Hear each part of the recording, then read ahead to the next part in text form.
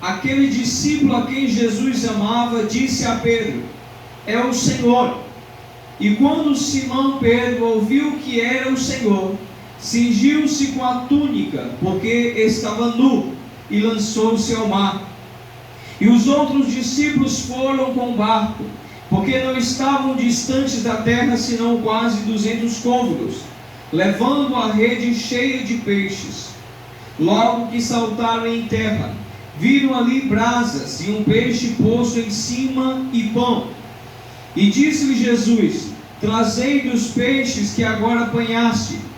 Simão Pedro subiu e puxou a rede para a terra, cheia de 153 grandes peixes. E sendo tantos, não se rompeu a rede. Disse-lhe Jesus: vinde, jantai. E nenhum dos seus discípulos ousava perguntar-lhe: quem és tu? Porque sabia que era o Senhor. Chegou, pois, Jesus e tomou o pão e deu-lhe, e semelhantemente o peixe. E já era a terceira vez que Jesus se manifestava aos seus discípulos, depois de ter ressuscitado dos mortos. E depois de terem jantado, disse Jesus a Simão Pedro: Simão, filho de Jonas, ama-me mais do que estes? E ele respondeu: sim, Senhor, tu sabes que te amo. Disse-lhe: apacentai os meus cordeiros. Tornou-lhe a segunda vez a dizer: Simão, filho de Jonas, ama-me? Disse-lhes: sim, Senhor, tu sabes que te amo. Disse-lhe: apacentai as minhas ovelhas. Disse-lhe terceira vez: Simão, filho de Jonas, ama-me? Simão, entristecendo-se por ter dito pela terceira vez: ama-me, disse-lhe: Senhor, tu sabes tudo, tu sabes que eu te amo. Jesus disse-lhe: apacenta as minhas ovelhas. Amém? Senhor Deus e Pai, sobre esta palavra, meu Deus, desejamos aprender nesta noite. Que o Senhor venha abrir, ó Deus, os nossos corações. E à medida que os nossos corações se abram, Senhor, que possamos compreender com clareza a Tua palavra. Meu Deus, enxerga em nossos corações, meu Deus querido, o saber, o conhecimento, mas também uma vida na prática, Senhor. Que possamos ser transformados, meu Deus, pela palavra que iremos aprender nessa noite. Fala ao nosso coração, Senhor, pois tudo nós te pedimos e te agradecemos. Amém e amém. Glória a Deus. Queridos e amados irmãos, a palavra do Senhor nessa noite vai nos falar de um pastor que foi consagrado por Jesus, e esse pastor chama-se Pedro. É interessante que quando nós olhamos para esse texto e vemos Jesus dialogando com Pedro, Jesus por 3 vezes faz a seguinte pergunta: Pedro, tu me amas? E por 3 vezes Pedro responde: sim, Senhor, eu te amo. Mas na última vez, ou seja, na terceira vez que Jesus pergunta para Pedro se de fato ele o amava, Pedro diz, a palavra do Senhor nos diz que Pedro se entristece, de maneira que ele diz: Senhor, tu sabes que eu te amo. Sabe, irmãos, diante dessas 3 respostas de Pedro, Jesus lhe dá uma ordem: apacenta as minhas ovelhas. A maior prova de amor que Pedro poderia dar a Jesus Cristo era cumprir o seu chamado. A maior prova de amor que Pedro poderia dar a Jesus Cristo era cuidar do seu rebanho.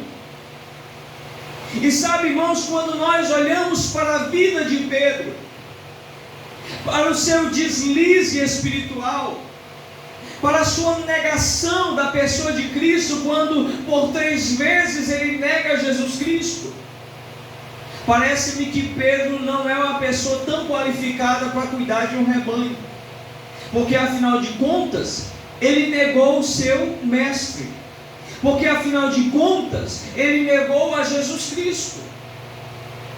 Quando nós olhamos para os erros que Pedro cometeu durante o ministério de Cristo, em que Pedro estava acompanhando, nós vemos um Pedro precipitado, nós vemos um Pedro ainda com a sua natureza carnal, porque foi ele que cortou a orelha do servo do sacerdote.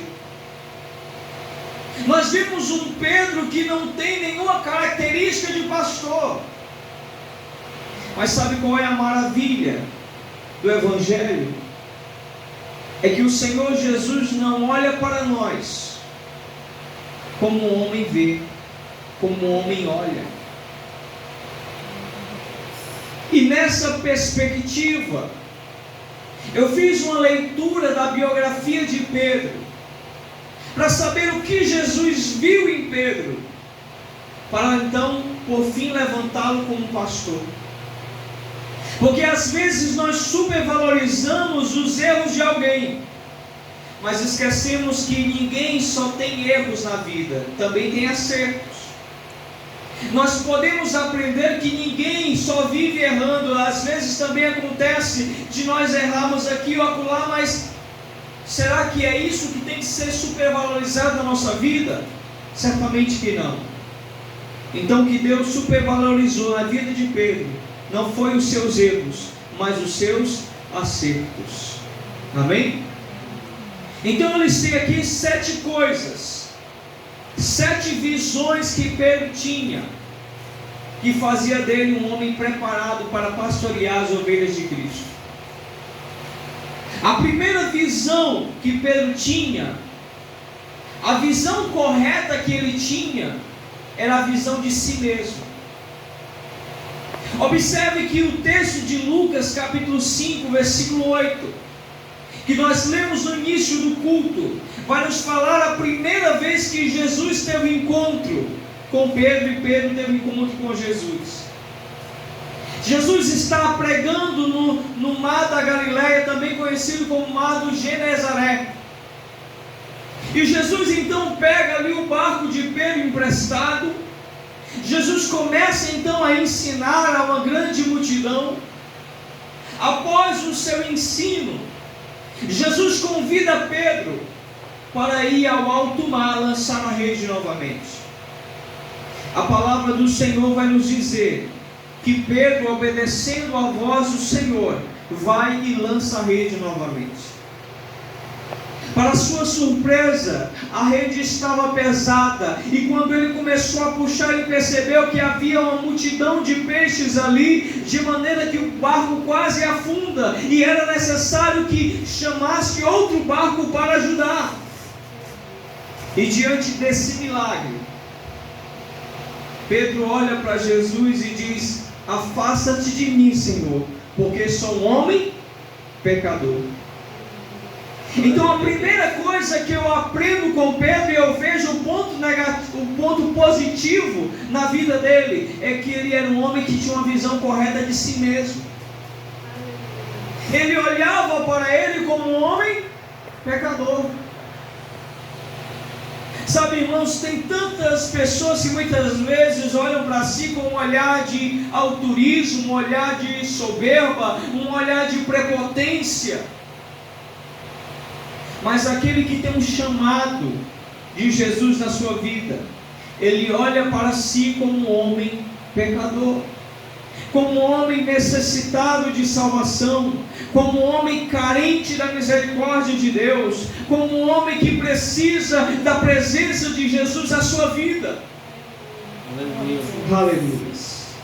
Então essa é a primeira visão que Pedro tinha, uma visão correta de si mesmo. Quando eu olho para esse texto, eu me lembro da visão de Isaías, em Isaías 6. Aonde o profeta ali tem uma visão da glória de Deus, ele olha para si e diz: ai de mim, porque sou um homem de lábios impuros e habito no meio de um povo de impuros lábios. E os meus olhos viram o Senhor dos exércitos. Aleluia, Deus. Eu tenho que olhar para mim diante do Senhor e me sentir um homem pecador e necessitado.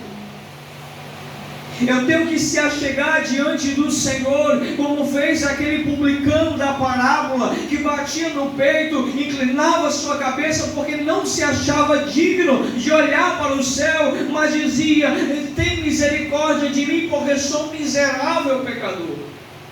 Aleluia, Deus. Então, ter uma visão correta de si mesmo foi a primeira qualidade que eu vi na vida de Pedro. E certamente é uma das primeiras qualidades que todo cristão deva ter: uma visão correta de si mesmo. A segunda coisa que nós podemos aprender na vida de Pedro é que, além de ter uma visão correta de si mesmo, ele também tinha uma visão correta de Jesus. Amém? Porque eu só posso ter uma visão correta de mim mesmo se eu tiver uma visão correta de Jesus. Qual era a visão que Pedro tinha de Jesus? No Evangelho, se você vê o Mateus capítulo 16, versículo 13 ao 17, Jesus está interrogando os discípulos e diz: que pensam os homens ser o Filho do Homem? Aos discípulos vão dizer: Senhor, alguns dizem que tu és o Elias, outros dizem que o Senhor é João Batista, outros dizem que tu és Jeremias, outros dizem que tu és profeta.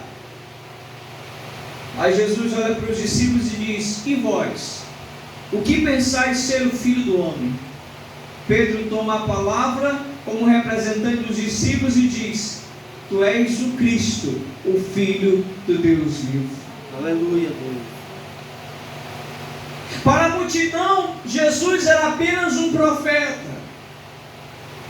Para parte da multidão, Jesus era uma reencarnação de Elias. Mas para o verdadeiro cristão, Jesus é o Cristo, o Filho do Deus vivo. Aleluia, Deus. Glória a Deus. É preciso ter uma visão correta da pessoa de Jesus, para que de fato venhamos ter uma visão correta de nós mesmos. No deserto, o povo teve uma visão distorcida de Deus, porque lá no deserto eles fizeram para si bezerros de ouro, dizendo: esse é o Deus que tirou nós do Egito. Sendo que não foi essa a imagem que Deus trouxe para os filhos de Israel, porque Deus não pode ser replicado. Deus não é um Deus que a gente pode compilar em um objeto, mas o nosso Deus, Ele é tão grande que quando Ele se apresenta para o povo, Ele diz: eu sou o que sou. Aleluia, Deus. Em outras palavras, eu não sou um bezerro, eu não sou o que o homem quer que eu seja, eu sou o que sou. Sabe qual é o problema de muitos cristãos hoje em dia? É que muitos não têm uma visão correta de Cristo. Por isso muitas vezes trata a sua fé com desdém. Por isso muitas vezes trata a fé cristã com irresponsabilidade, sem compromisso no reino de Deus, porque na verdade eles não entenderam e não compreenderam o que é e quem é a pessoa de Jesus Cristo. Aleluia. Então essa é a segunda visão que Pedro tinha, uma visão correta da pessoa de Jesus. Terceira visão que Pedro tinha, e que assim como Pedro nós também precisamos ter, uma visão correta da palavra de Deus. Irmão? Em João 6, capítulo 6, versículo 60 em diante, Jesus está pregando um duro sermão e dizendo que aquele que não comesse da sua carne e não bebesse do seu sangue não teria parte com ele. A Bíblia diz, a partir do verso 60, que a multidão agora começava a abandonar Jesus e muitos dos seus discípulos não mais o seguiam. De maneira que só ficou os 12. Aí Jesus olha para os 12 e diz: vós não quereis ir também com eles? Aí vem Pedro mais uma vez e diz: para onde nós iremos, Senhor, se só de ti a palavra de vida eterna? Aleluia, Deus. Em outras palavras, Pedro tinha uma visão correta da palavra de Deus. Pedro tinha uma visão correta daquilo que Jesus falava, porque Pedro entendia que os ensinos de Jesus eram palavras de vida eterna. Aleluia, Deus. Glória. Nós precisamos discernir, irmãos, se aquilo que nós estamos ouvindo é palavra de vida eterna. Nós precisamos entender se de fato aquilo que nos está sendo ensinado a nós, se de fato é o Evangelho de Cristo, é a palavra que liberta, é a palavra que salva, é a palavra que regenera. Aleluia, Deus. Glória a Deus.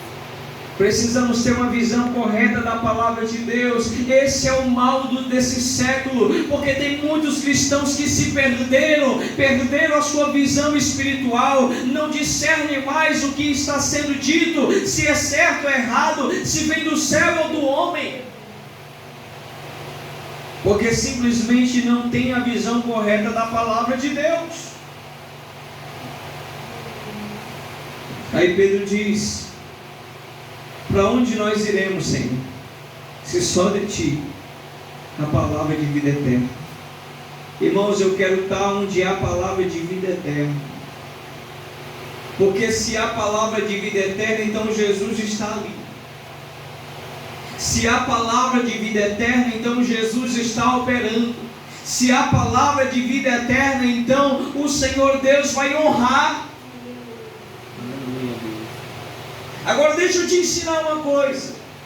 A palavra é verdadeira, mas os discípulos são poucos. Por quê? Porque ficaram só 12. Deu para entender, irmão? Eu pensei que palavra de vida eterna atraía a multidão. A porta é estreita, meu filho, e o caminho é apertado. Palavra de vida eterna só atrai discípulos. Aleluia, Deus. Porque multidão pode estar com você um dia, mas amanhã te abandonar. Mas discípulo não, ele permanece. Aleluia, Deus. Aleluia. Então Pedro tinha uma visão correta da palavra de Deus. Quarta visão de Pedro.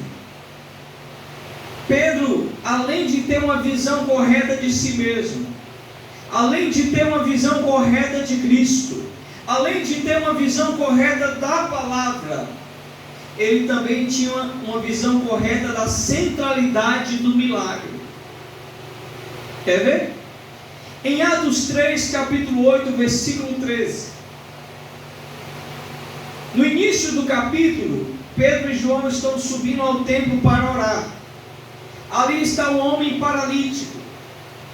Pedro olha para ele e diz: olha, não tenho ouro, não tenho prata, mas o que tenho, isso te dou. Em nome de Jesus de Nazareno, levanta-te e anda.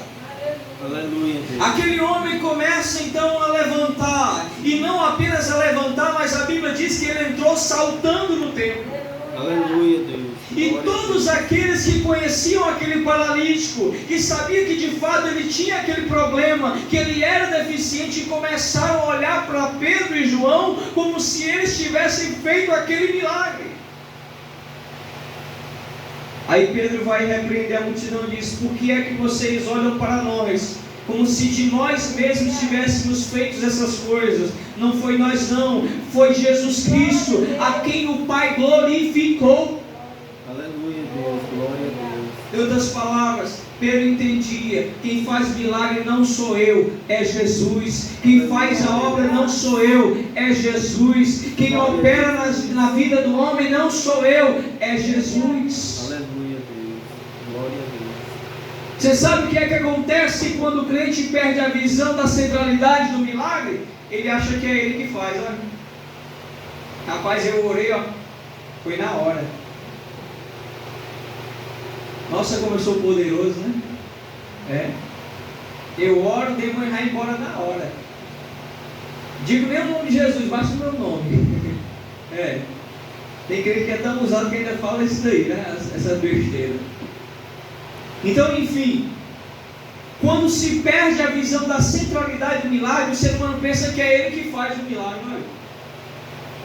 Mas Pedro diz: não fomos nós, foi Cristo. Foi Cristo, foi Jesus. Aleluia. Você pode glorificar Ele? Glória a Deus. Aleluia. Aleluia. Então a centralidade do milagre é Jesus. Quinta visão que nós aprendemos que Pedro tinha. Pedro tinha a visão correta da sobre a completa obediência. Em Atos 5, versículo de número 29 em diante, após o tumulto da cura desse homem, os apóstolos são levados para a cadeia. Eles são presos, posteriormente interrogados, e ali Pedro prega acerca de Jesus Cristo.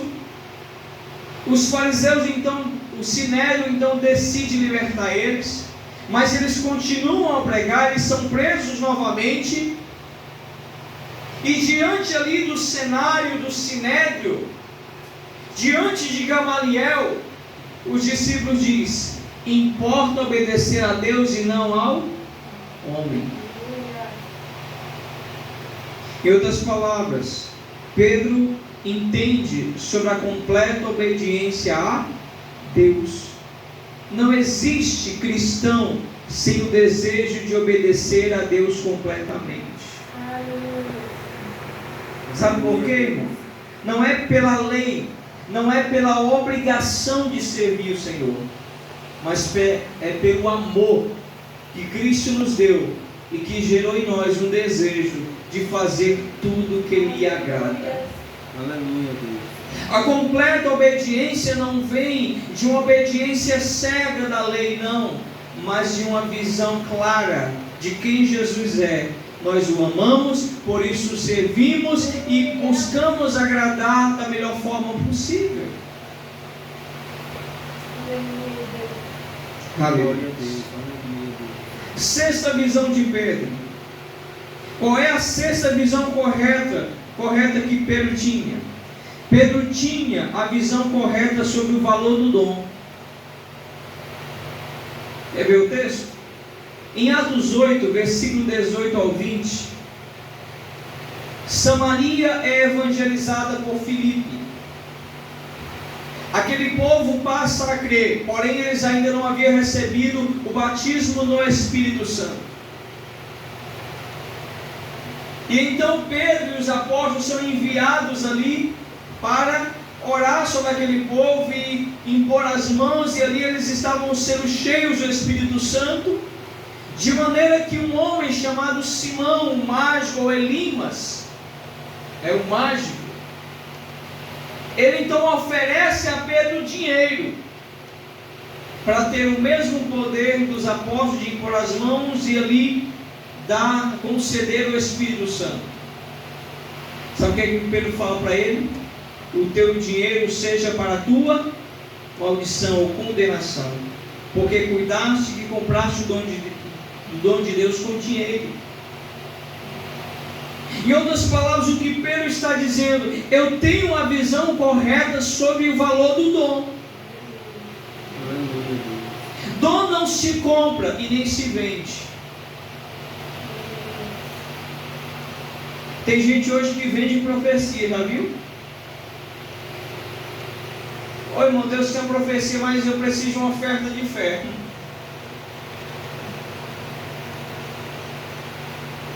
Traga isso daqui porque você vai receber vários dons do céu.